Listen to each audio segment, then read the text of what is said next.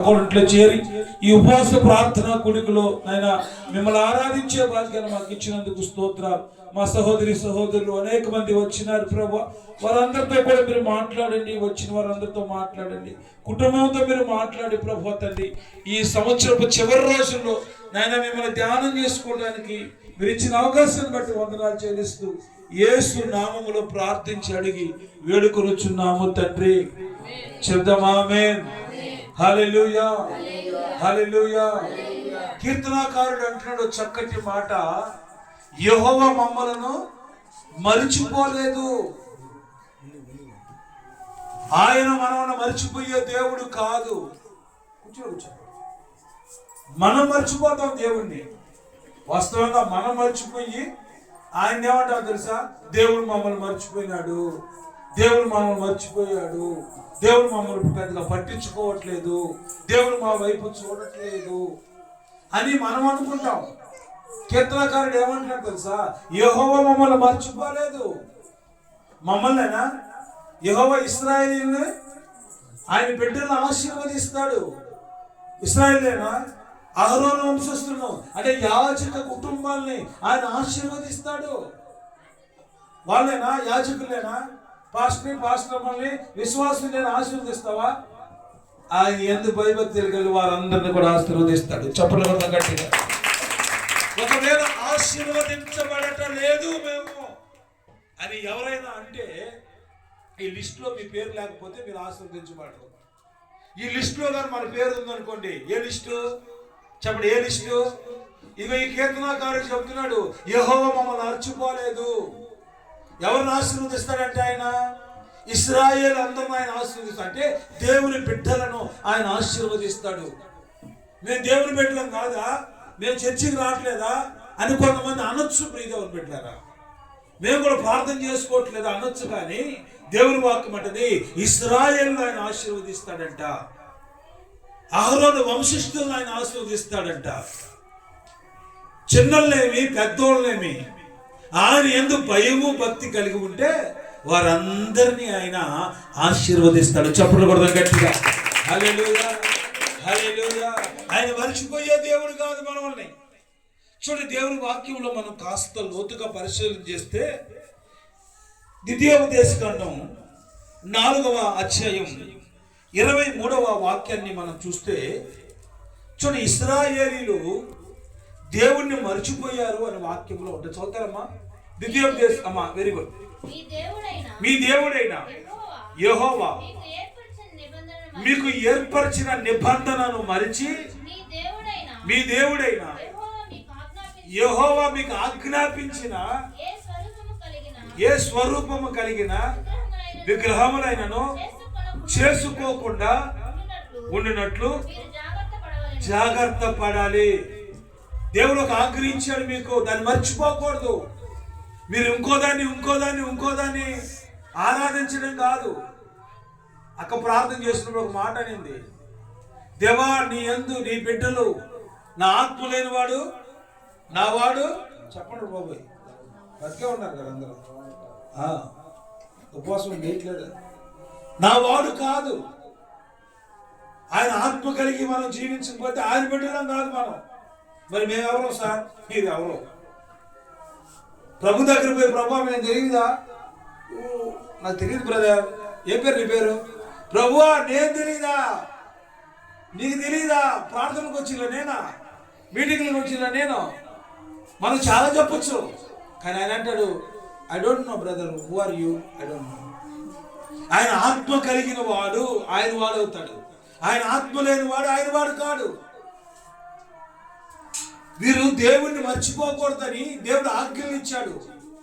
మీరు వేట్లలో ఆరాధించడం కాదు. కొంతమంది ఏమనుకుంటారంటే, ఈ ఆడైతే ఏముందిలే, ఏదో చర్చియా, ఏ చర్చి అయితే ఏముందా, ఏడో కడుపు కూర్చుంటే మేము కూడా ప్రార్థన అయిపోద్ది అనుకుంటారు. అది కాదు.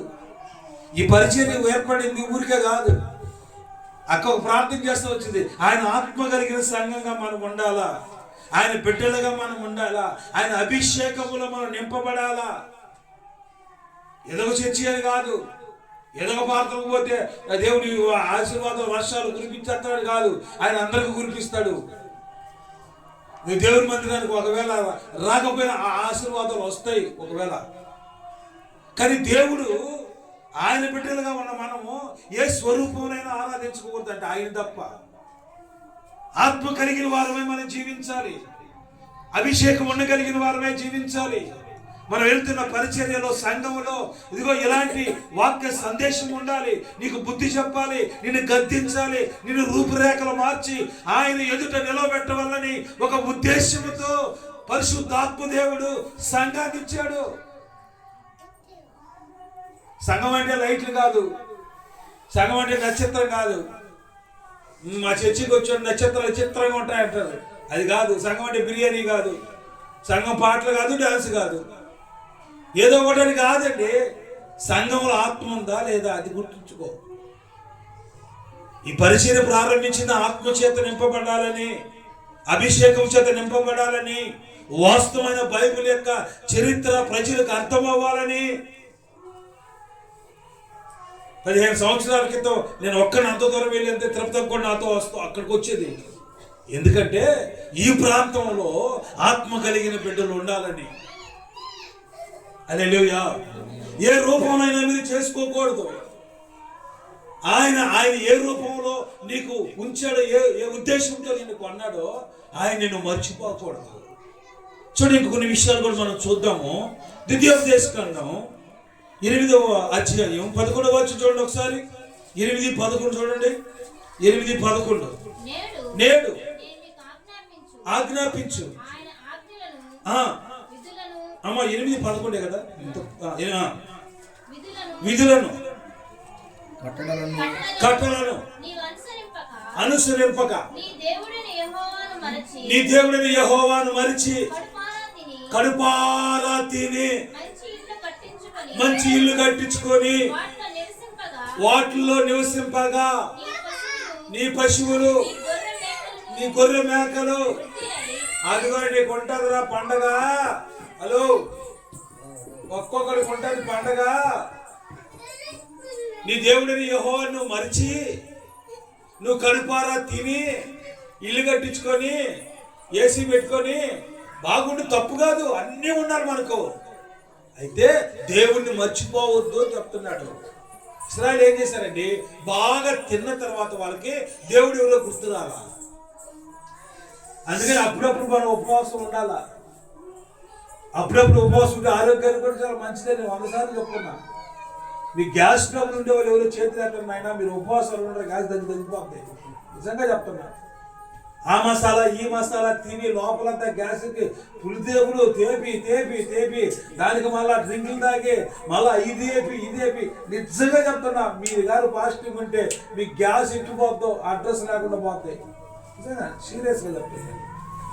ఒకప్పుడు నాకు కూడా పెద్ద గ్యాస్ ఉంది, ఇప్పుడు గ్యాస్ లేదు, సిలిండర్ లేదు. హల్లెలూయా.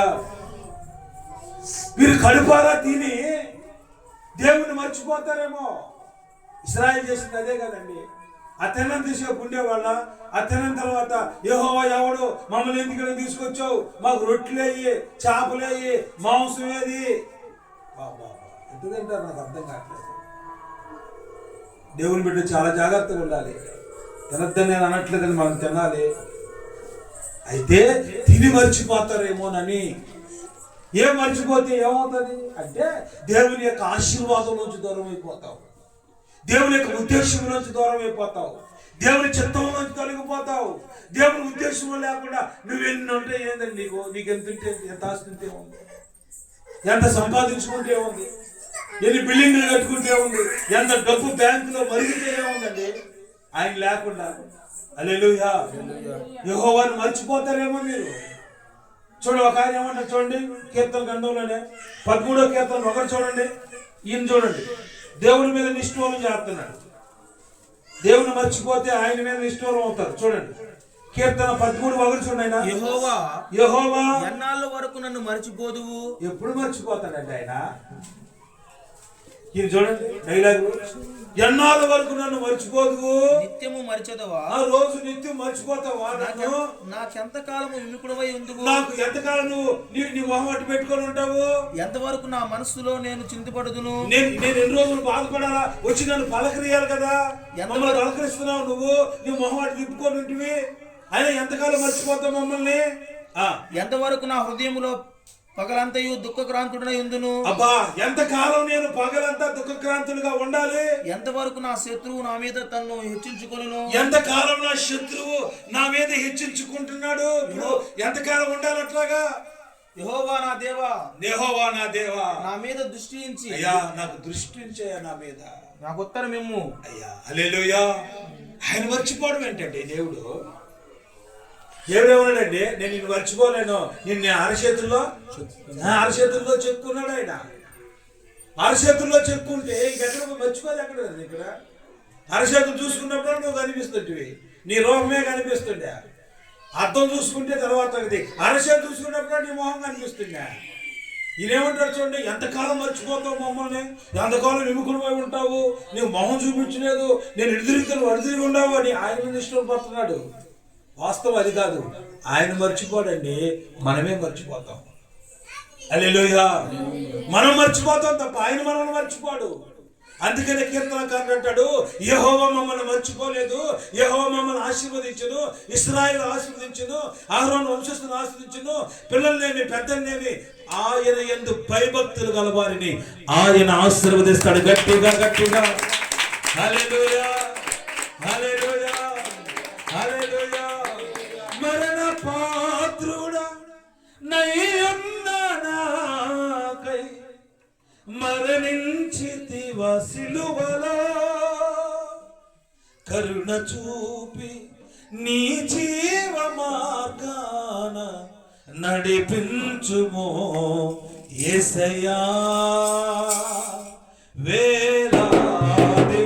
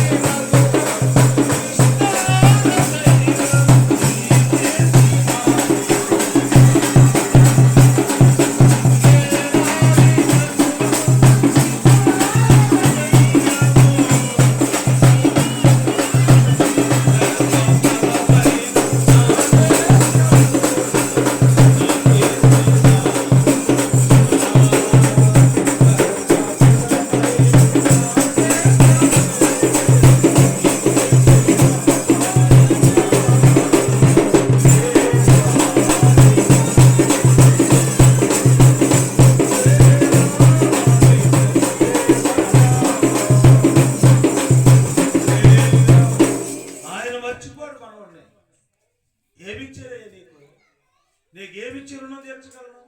వేలాది నదులంతా విస్తారతైన తెచ్చినా సరిపోద్దా? నాకు పుట్టిన నా జ్యేష్ఠ కొడుకు నా ప్రథమ పుత్రుడు నీకు ఇచ్చినా సరిపోద్దా? ఏమిచ్చేదయ్యా నీకు? హల్లెలూయా. ఆయన మనల్ని మర్చిపోలేదండి. ఆయన కానీ మర్చిపోయి ఉంటే పరిస్థితులు వేరుగా ఉండుంటేది. హల్లెలూయా. ఆయన మర్చిపోలే మనం. చూడండి, ఒక 3 మాటలు చూద్దాం దేవుని వాక్యంలో నుంచి. ద్వితీయోపదేశకాండం 4వ అధ్యాయం 31వ వాక్యం చదువుతారమ్మా. Let us read the book of Deuteronomy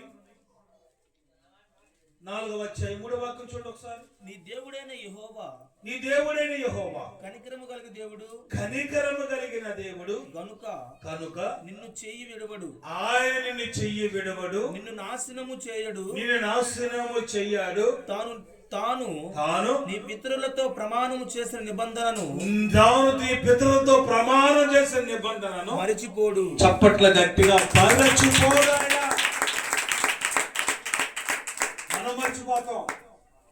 మనం మర్చిపోతాం. ప్రభువా నిన్నే వెంబడిస్తానైనా, నువ్వే నా దిక్కయ్యా, నీవేనయ్యా నాకు అని మనం చాలా వాగ్దానం చేస్తాం. గమనించండి. ఈ సంవత్సరం నుంచి నేను కూడా ఇంకా ప్రతి ఆదివారం చర్చికి వద్దాం అనుకుంటున్నాను. నేను నాకు అబ్బాయి వచ్చాడు, సార్ మీతో మాట్లాడాలి. ఫుల్గా ఉన్నాడు మనిషి. చెప్పు బాబు. సార్ నా పేరు ఎక్స్ సార్. ఎక్స్ అంటే ఎక్స్ కాదులే, పేరు చెప్పాడు. నా పేరు మారవాలి సార్ అన్నాడు. పేరు మారుస్తా కానీ ముందు చర్చికి రా బ్రదర్ అన్న. అదే ఇప్పుడు సార్ బాప్తిస్మం అన్నాడు. అయ్యో బాప్తిస్మానికి మళ్ళా సంగతి కానీ నువ్వు ముందు చర్చికి రా అన్నా. నన్ను ఎట్టయినా నువ్వు మారుస్తావు సార్ అంటున్నాడు. దేవుడు మనల్ని మారుస్తాడు. ఆయన మర్చిపోడు. ఆయన ఎవరంట ఆయన మీ దేవుడిని యెహోవా ఎలాంటి వాడంట? కనికరమ కలిగిన దేవుడు. అది గుర్తు పెట్టుకోండి. ఆయన మర్చిపోడు. మీ పితరులతో వాగ్దానం చేశాడు, నేను మిమ్మల్ని మర్చిపోనని వాగ్దానం చేశాడు. ఆయన మర్చిపోడు. మనం మర్చిపోతాం. మనం వాగ్దానాలు చేస్తాము, మర్చిపోతాం. వాగ్దానాలు తీసుకుంటాము, అవి మర్చిపోం. కానీ వాగ్దానాల కోసం చూస్తాం, కానీ మన వాగ్దానాలు చేసి మర్చిపోతాం. ఆయనతో మనం వాగ్దానం చేస్తాం. చావైనా బ్రతుకైనా పాట నీ కోసమే ప్రభు చాటింతును నీ ప్రేమను ప్రణుతింతు ప్రేమ సాగరా నీవే హృదయ సారథి ప్రగతికి వారధి. చావైనా బ్రతుకైనా నీ కొరకేనయ్యా, నేను నీ కోసమే ఉంటానయ్యా. నేను ఇది ఫస్ట్ ప్రార్థన. పిల్లకాయలకి అట్లా ఉంటుంది. 2-3 సార్లు జరిగితే సెట్ అయిపోతాం. మా ఊరు సెట్ అయిపోతుంది. హల్లెలూయా. మన దేవుడు ఎవరంటే అత్యంత కనికరమ కలిగిన దేవుడు అంట. ఆయన ఇది కఠినుడు కాదా? కఠినుడు కాదట. కనికరమ కలిగిన దేవుడు. మీ పితరులతో వాగ్దానం చేశాడట. ఆయన మన పితరులతో వాగ్దానం చేశాడట, నేను మర్చిపోను అన్నాడు ఆయన. హల్లెలూయా. దేవుడు మనం మర్చిపోడండి. ఎందుకు మర్చిపోడంటే కనికరం కలిగిన దేవుడు. కఠినుడు కాదు ఆయన. కఠినమైన హృదయం కలిగిన అయితే మర్చిపోతాడు. ఈ లోకంలో శపించబడిన వ్యక్తి ఎవరో చెప్పంటారా? దేవుడు చేసిన మేలు మర్చిపోయేవాడు. అంతకంటే శాపకరమైన వ్యక్తి ఇంకొకడు ఉండడు. దేవుడు చేసిన మేలు ఎప్పుడైతే మర్చిపోడో వాడు దేవుని వదిలిపెట్టలేడండి. మనం మనుషులు చేసిన మేలు, దేవుడు చేసిన మేలు మనం ఎప్పుడూ మర్చిపోకూడదు. ఆయన చేసిన మేలు ఏది కూడా మనం మర్చిపోకూడదు. మీ దేవుని బిడ్డ, ఎందుకంటే ఆయన కఠినుడు కాదు, కనికరమ కలిగిన దేవుడు అంట ఆయన. అందుకే ఆయన మర్చిపోలేడు. ఆయన దగ్గరికి వెళ్ళి ప్రభువా అంటే చాలు, ఆయన కరిగిపోతాడండి. ఆయన అసలు ఎంత ఘోర పాపినైనా సరే ఆయన దగ్గరకు వచ్చి ప్రభువా అంటే చాలు, ఆయన మర్చిపోతాడండి. కనికరం కలిగిన దేవుడు అండి ఆయన. ఆయన నీ దేవుడు యెహోవా కనికరమ కలిగిన దేవుడు గనుక నిన్ను చెయ్యి విడవడు. ఆయన చెయ్యి విడవడు. నిన్ను నాశనం చేయడు ఆయన. తాను నీ పితరులతో చేసిన ప్రమాణాన్ని నిబంధనను మరిచిపోడు. దేవుడు మర్చిపోడు. దేవుడు నీకు చిన్నప్పుడు వాగ్దానం చేసి ఉండొచ్చు, పెద్దప్పుడు వాగ్దానం చేసి ఉండొచ్చు, ఆయన వాగ్దానాలు చేస్తూనే ఉండొచ్చు. ఆయన మర్చిపోడు. నీకు ఎప్పుడెప్పుడు చేద్దామని ఆయన చూస్తుంటాడు. నువ్వు వస్తే ఆయన చేస్తాడు. ఆయనతో ఉంటే నీ ఆశీర్వాదాలు పొందుకుంటావు. నువ్వెక్కడుండి ఆయన అక్కడుండి ఇక్కడుండి నువ్వెక్కడో ఉండి ఆ వాగ్దానాలు ఉంటే ఆయన నాకు పంపించేయి. మాకుంటారు కొంతమంది, సార్ క్యారల్స్ పార్టీ అంటే పార్టీ కాదమ్మా, ప్రార్థనది. అదేలే ఏదో ఒకటి మా ఇంటికాడికి వచ్చి ప్రార్థన చేసేసుకోండి, ఆ దీవెనలన్నీ మాకు ఇచ్చేసి మీరు మేము ఉంటామో ఉండమో మీరు వేసి పోయింది. మేము పోయాం రాత్రులు పోతే డోర్ కూడా వేస్తుంది. ఎక్కడ పోయి ప్రార్థన చేయాలి? వీధిలో ప్రార్థన చేసి కనుక ఆశీర్వాదాలు ఇచ్చి పోవాలంట. అంటే చాలా మందికి అర్థం కాదు. దేవుడు నువ్వు ఎక్కడో ఉండి, దేవుడు ఎక్కడో ఉండి ఆశీర్వాదం వరకు పంపించి ఆయన నిన్ను మర్చిపోడండి. హల్లెలూయా. ఆయన దీవిస్తాడు, ఆశీర్వదిస్తాడు. ఆయన కనికరమ కలిగిన దేవుడు కనుక మనల్ని మర్చిపోయే దేవుడు కాదు. 2వ మాట చూద్దాం, చూడండి. 2వ మాట గుర్తు పెట్టుకోండి, కనికరం కలిగిన దేవుడే. యెషయా గ్రంథం 44:20 చూడండి. యెషయా గ్రంథం 44వ అధ్యాయం 21వ వాక్యం చూడండి. యాకోబు ఇశ్రాయేలు వీటిని జ్ఞాపకం చేసుకో, నీవు నా సేవకుడవు, నేను నిర్మించి తిని. ఇశ్రాయేలు నీవు నాకు సేవకుడవై ఉన్నావు, నేను నిన్ను మర్చిపోలేను. చప్పట్లు కొట్టడం గట్టిగా హల్లెలూయా. ఏంటంటే ఆయన మర్చిపోలేను అంటాడేంటండి అసలు. తల్లిదండ్రులే నన్ను మరచినను, ఈ లోకము నన్ను వెలివేసిన, విడువలేదు నన్ను మరువలేదు. హల్లెలూయా. ఆయన మర్చిపోడు, నువ్వు నా సేవకుడవు. యాకోబు పాస్టర్ అండి, యాకోబు పాస్టర్. ఆయన్ని సేవించేవాడు సేవకుడు. నువ్వు ఆయన సేవిస్తే పాస్టర్, అది డిఫరెంట్ సబ్జెక్టు. ఏది మా సార్ సబ్జెక్ట్ మార్చి, ఆ సబ్జెక్ట్ వేరు, పాస్టర్ సబ్జెక్ట్ అది వేరు. ఆయన సేవిస్తున్నవాడు, ఆయన దేవుడిగా కలిగిన వాడు, ఆయన యజమానుడిగా కలిగిన వాడు, ఆయనకి సేవకుడుగా ఉన్నవాడు,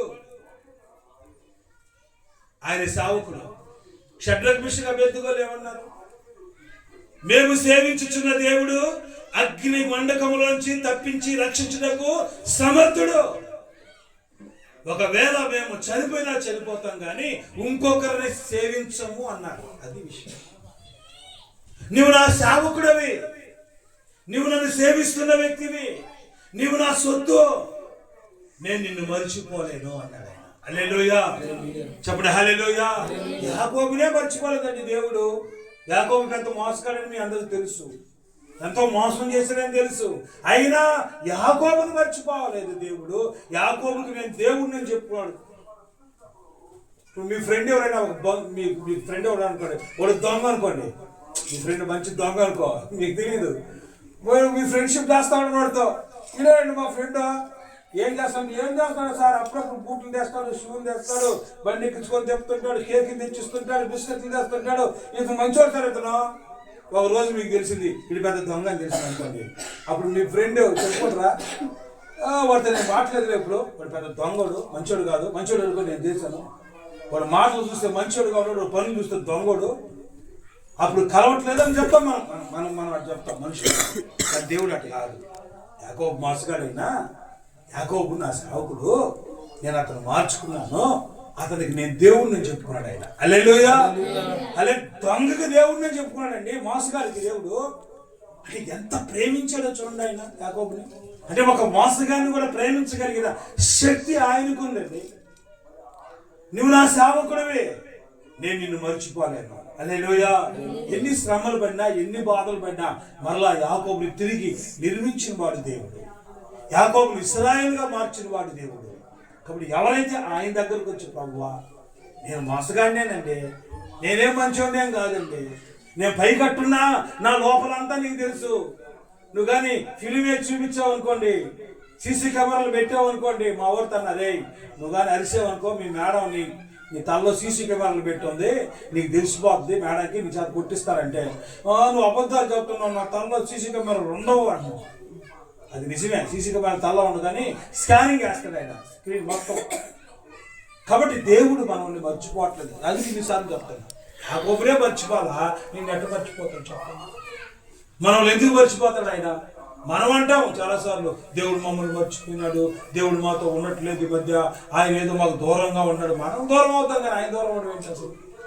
ఆయన పొద్దులు వస్తాం అరచేతుల్లో చెక్కుని చూసుకుంటా ఉంటే, ఆయన రూపురేఖలో నేను చేసుకొని ఆయన చిత్తానుసారంగా బ్రతుకుతామని ఆయన అనుకుంటుంటే, నీ ఇష్ట ప్రకారం నువ్వు తిరిగి, నీ ఇష్ట ప్రకారం నువ్వు నడుచుకొని, నీ ఇష్ట ప్రకారం నువ్వు దూరం అయిపోయి మమ్మల్ని దేవుని చూడలేదంటే అట్లా. యాకోబునే మర్చిపోలేదండి ఆయన. హల్లెలూయా. చివరిగా ఇంకొక వ్యక్తి ఉన్నాడు, ఎఫ్రాయిం. చెప్పండి ఎవరంట? ఆ పేరు అభివృద్ధి అయిన. ఆ మాట చదవండి ఒకసారి, హోషియా గ్రంథం 14:8 చూడండి. ఎఫ్రాయిం గురించి ఒక మంచి మాట అంటాడు. నువ్వు నా ముద్దు బిడ్డ అంటాడు, నేను నిన్ను మర్చిపోవాలని అంటాడు. ఈ మాట మాత్రం చదవండి, ఈ మాట చదవండి, 14:8 చదవండి. హోషియా, ఎఫ్రాయిము బొమ్మలతో నాకు ఇంకా నిమిత్తమేమి, నేను ఆలోచించుచున్నాను, నేనే ఎఫ్రాయిమును గూర్చి విచారణ చేయుచున్నాను. నేను చిగురు పెట్టు సరళ వృక్షం వంటి వాడును, నా వలననే ఎఫ్రాయిముకి ఫలము కలుగుతుంది. హల్లెలూయా హల్లెలూయా. ఎఫ్రాయిము దేవుని మర్చిపోవాలా. వినండి, మీరు హోషేయ గ్రంథం అంతా చదివితే ఎఫ్రాయిము గుమ్ముగుంటి వాడు అయ్యాడంట. ఎఫ్రాయిము అప్పం లాంటి వాడంట. అప్పం అంటే ఎట్టు వేస్తే అట్టు వెళ్ళిపోతుంటాడు అన్నమాట. అంత తక్కువ వ్యక్తిగా ఉన్నాడు, అంత భక్తి లేని వాడుగా ఉన్నాడు, గుమ్ముగుంటి వాడుగా ఉన్నాడు. ఈ విగ్రహాలతో తిరిగాడంట. లేనిపోని పనికిమాల పనులని చేస్తాడు ఎఫ్రాయిము. కానీ ఎఫ్రాయిము నా బుద్ధి బిడ్డ అన్నాడని దేవుడు. ఇప్పుడు అంటాడు ఎఫ్రాయిం నేను మర్చిపోవాలని చెప్పిన తర్వాత అంటాడు, ఎఫ్రాయిము ఏమంటున్నాడు తెలుసా? విగ్రహాలతో నాకేం పని అంటున్నాడంట ఎఫ్రాయిం. దట్ ఈస్ కాల్డ్ మార్పు అంటారు దాన్ని. దాన్ని ఏమంటారండి? ఎన్ని చేశాడు, ఎన్నెన్నో చేశాడు పాపము. ఎక్కడెక్కడో తిరిగాడు, దేవుడికి వ్యతిరేకంగా నడిచాడు. నేను దాని గురించి మాట్లాడట్లా. ఇప్పుడు దేవుడు సాక్ష్యం ఇస్తున్నాడు. ఎఫ్రాయిం అంటున్నాడు నాకు విగ్రహాలతో ఏమన్నాడు ఎఫ్రాయిము? బొమ్మలతో నాకేం పని, దిమ్మిలతో నాకేం పని, జీవం లేని వాటితో నాకేం పని, శక్తి లేని వాటితో నాకేం పని, నేను జీవము కలిగిన సంఘంలో నిర్మించబడిన వాడును. హలో, మనలో జీవం ఉంటే నువ్వు అభివృద్ధి చెందుతావు, ఆత్మీయంగా ఎదుగుతావు, సచిన్ శవంలాగా ఉండవు. సంఘంలో కూడా జీవం ఉంటే అది ఎదుగుతూ ఉంటుంది. జీవం లేదనుకోండి, మళ్ళా కిస్మిస్, మళ్ళా జనవరి, మళ్ళా ఈస్టర్, మళ్ళా దబర్లో, మళ్ళా బిర్యానీ ప్యాకెట్లు ఆ రోజు వేసుకొని మళ్ళీ షట్టర్ క్లోజ్ చేసుకొని మళ్ళీ వచ్చే సంవత్సరం బిర్యానీ. ఇది ఎందుకు ఇంత భారంతో చెప్తానంటే మనలో జీవం ఉండాలి, మనలో జీవం ఉండాలి, సంఘంలో జీవం ఉండాలి. అలాంటి సంఘంలో నువ్వు నాటబడితే నువ్వు సరళ వృక్షం వరే చిగురు పెడతావు. లేకపోతే కాయలు లేవు, విత్తనాలు లేవు, ఏమి ఉండవు. ఆశీర్వాదం ఉండదు, అది నా బాధ. దీవెన ఉండదు, అది నా బాధ. ఫలం ఉండదు. మా చెల్లి ఒక పాడదు, ఫలం లేని చెట్టు ఎందుకది? ఏం చెట్టు ఏం పడదు, ఫలములు లేకుండా ఏం చదువుతున్నాడమ్మా? ఎఫ్రాయిము ఏమంటాడంట? బొమ్మలతో నాకేం పని, నేనే ఆలోచించుచున్నాను, నేనే ఎఫ్రాయిముని గురించి విచారణ చేస్తున్నాను. నేను చిగురు పెట్టు సరళ వృక్షము లాంటి వాడును, నా వలనే ఎఫ్రాయిముకి అది నా వలనే ఫలం వస్తుంది ఎఫ్రాయిం. ఎందుకంటే ఎఫ్రాయిం నేను మర్చిపోవాలా. ఎఫ్రాయిం తిరిగాడు, ఎగిరాడు, డాన్స్ చేసి అట్టపడ్డాడు. పడిందంతా అయిపోయింది. ప్రభు చెప్తాడు మన అందరూ సూటిగా స్పష్టంగా, ఒకవేళ దేవుని చిత్తంగా నువ్వు ఉండకపోతే, దేవుని చిత్తానంగా నువ్వు నడిపించబడకపోతుంటే, ఒకప్పుడు నడిపించబడ్డావు, ఒకప్పుడు ఆశీర్వదించబడ్డావు, అసలు నువ్వు ముద్దు బిడ్డవే. యేసోపు ఎఫ్రాయిముకు మంచి పేరు పెట్టుకున్నాడు. నా కొడుకు వల్ల నేను అభివృద్ధి చెందాను, వీడు పుట్టడం వల్ల నాకు కలిసి వచ్చింది, అందుకని వాడికి అభివృద్ధి అని పేరు పెడితే, అభివృద్ధి ఏం చేసి తెలుసండి? వాడి ఇష్ట ప్రకారం తిరిగాడు. మనం దేవుని బిడ్డలం. చెప్పండి, ఎవరు మనందరమే దేవుని సంతానం. మనం దేవుని బిడ్డలం. మనం ఏ ప్రాంతంలో ఉన్నా, ఏ ఏరియాలో ఉన్నా, నీవు ఉప్పులాగా ఉండాలా, సముద్రంలాగా ఉండాలి. మనం సముద్రం ఏం చేస్తాడా? ఎన్ని నీళ్ళు వచ్చినా సప్పగా అయిపోద్దమ్మా. హలో, సప్పగా అయిపోద్దా? అవుతుందా? తెల్ల వచ్చింది మొన్న సప్పగా అయిందా? అవ్వదు. ఎన్ని మురికి నీళ్ళు వచ్చినా సరే సముద్రం కలిపేసుకుంటుంది. తీపి నీళ్ళు వచ్చినా సరే సముద్రం కలుపుకుంటుంది. చెత్త చెదారం ఏది వచ్చినా సరే సముద్రం కలుపుకుంటుంది. దేవుని బిడ్డలు, మీరు కలిసిపోకూడదు, మీరు వాళ్ళతో కలిసిపోకూడదు. మనం వాళ్ళు మనలాగా మార్చబడాలా. హల్లెలూయా హల్లెలూయా. ఎఫ్రాయిము మారిపోయిన వ్యక్తి అండి. వాడి ఇష్ట ప్రకారం కూర్చోరా, వాడి ఇష్ట ప్రకారం తిరిగాడు. చివరికంట ఎఫ్రాయిము ఒక తీర్మానంలోకి వచ్చాడు, దేవుడి వైపు తిరిగాడు. బొమ్మలతో నాకేం పని అంటున్నాడు. దేవుడు అంటాడు, ఇప్పుడు నా వలనే అతనికి ఫలం వస్తుంది. దేవుడు మనకి ఫలాలు ఇచ్చే దేవుడు. అందుకని కీర్తనకారుడు అంటాడు, యెహోవా మమ్మల్ని చెప్పండి మర్చిపోవాలి. యెహోవా మమ్మల్ని, ఇశ్రాయేలుని, అహరోను వంశస్థుల్ని, చిన్నోళ్ళని, పెద్దోళ్ళని, అందరిని కాదు, భయభక్తులు కలిగి వారు ఆశీర్వదిస్తారు. అట్టి ఆశీర్వాదాలు ఈ కుటుంబంలో అక్కకి, అదేవిధంగా కుటుంబంలో ఉన్న ప్రేమించి ఇచ్చిన ముగ్గురు బిడ్డలు, వాళ్ళు దేవుని నమ్ముకున్న బిడ్డలు. దేవుని రక్తం చేత కడగబడిన వారు ప్రార్థించాలని పరిశుద్ధాత్మ దేవుడు కోరుతా ఉన్నాడు. మీరు ఎఫ్రాయిం లాంటి వాళ్ళు ఎటు పడితే అటు తిరిగేయటం కాదు, ఎటు పడితే అటు తిరగడం కాదు. ఒక ముక్కావాలి ప్రార్థన కలిగిన వారై మీరు ఏ ప్రాంతంలో ఉన్న ప్రార్థన చేస్తే సముద్రం లాగా అనేక మందిని కలుపుకునే వ్యక్తులుగా మీరు మార్చబడుతురు గాక. అటు ఆశీర్వాదాలు మీకు మీ పిల్లల పైన ఉండును గాక, వచ్చిన వారందరి పైన ఉండును గాక.